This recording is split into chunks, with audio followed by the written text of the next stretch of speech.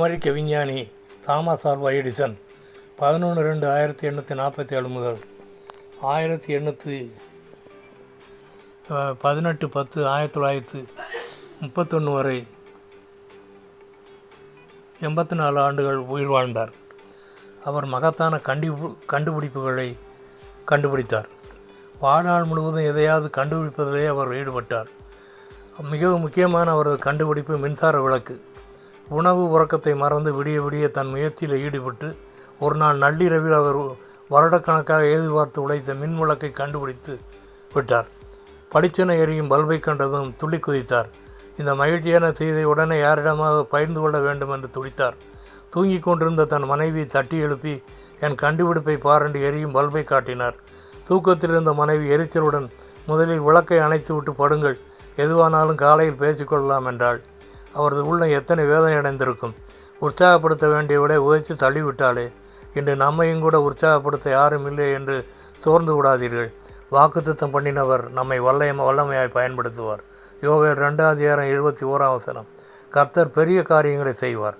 Joel 2:21 The Lord will do great things. One song. இயேசு ராஜா வந்திருக்கிறார், எல்லாரும் கொண்டாடுவோம், கைதட்டி நாம் பாடுவோம், கொண்டாடுவோம் கொண்டாடுவோம், கவலைகள் மறந்து நாம் பாடுவோம். கண்ணீரெல்லாம் துடைத்திடுவார், கரம் பிடித்து நடத்திடுவார், எண்ணமல்லா ஏக்கமல்லா இன்றே நிறைவேற்றுவார்.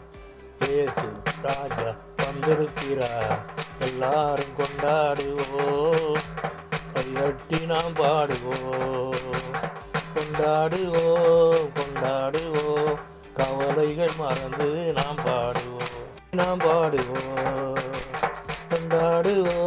கொண்டாடுவோம், கவலைகள் மறந்து நாம் பாடுவோம். கண்ணீரெல்லாம் துடைத்திடுவார், கரம் பிடித்து நடத்திடுவார், எண்ணமல்லா ஏக்கமல்லா இன்றே நிறைவேற்றுவார்.